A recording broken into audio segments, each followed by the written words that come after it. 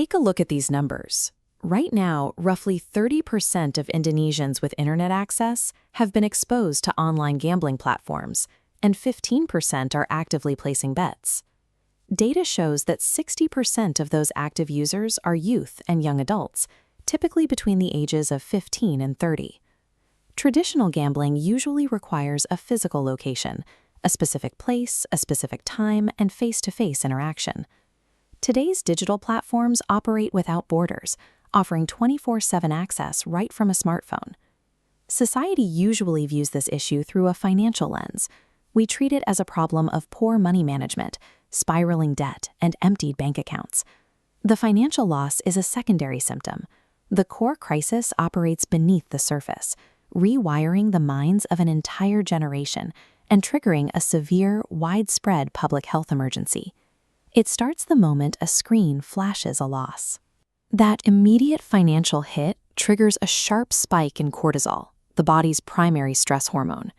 The brain registers the event as acute emotional shock, initiating a cycle of chronic stress.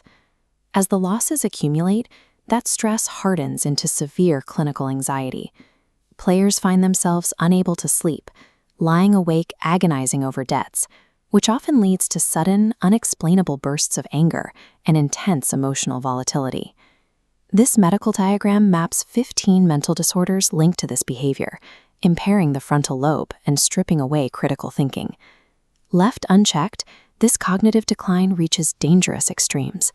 Players develop an obsessive compulsion, experiencing severe depressive episodes and active suicidal thoughts. A drained bank account is only the beginning.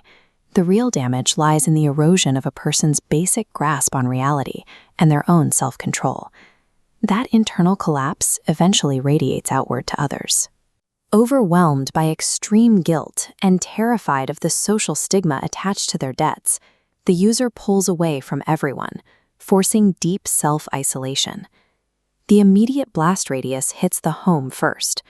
To keep playing, users resort to financial lies and hidden loans. When those secrets inevitably surface, it shatters familial trust and frequently leads to the complete breakdown of marriages. The collateral damage then falls on the most vulnerable people in the house. Children of addicted parents often face profound physical and emotional neglect, as the parent's entire focus is consumed by the next digital wager. This network map illustrates how a user's broader social ties deteriorate over time. Watch connections to family, friends, and the wider community sever one by one.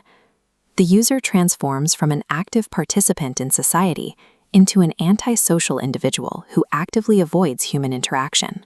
By driving the user into a self-imposed quarantine, the addiction effectively isolates its host. It systematically destroys the exact social support network the individual desperately needs to recover. With their cognitive state degraded and their basic routines of sleep and diet entirely disrupted, the user's ability to function predictably bleeds into their daily professional and academic responsibilities. For the younger demographic, the impact is immediate. Students experience a steep decline in academic performance, losing the ability to focus on their studies while their attention remains hijacked by the screen. For working adults, the fallout is just as severe. The exhaustion and stress result in rampant absenteeism. They lose all motivation to complete tasks and increasingly find themselves in escalating conflicts with colleagues and management. Eventually, the professional paralysis sets in completely. They miss out on promotions, burn professional bridges, and entirely lose sight of their overarching career and life goals. The final stage of this domino effect is total stagnation. A person's productive potential is completely erased, rendering them functionally incapable of participating in normal society. Current strategies focus on blocking websites or threatening financial sanctions. However, these tactics do virtually nothing to stop a deeply rooted neurological addiction. Labeling these individuals as irresponsible ignores the neurological reality. They are patients trapped in a pathological cycle that has completely overridden their rational thought. This infographic contrasts punitive sanctions with the 3 essential pillars of recovery identified in the literature: comprehensive mental health infrastructure, early intervention programs, and targeted psychological counseling. Addressing the psychological root of the behavior is the only mathematically viable way to actually halt the damage and restore professional and social stability to millions of young adults. Saving the future of this generation requires moving past the financial symptoms to fight for their minds.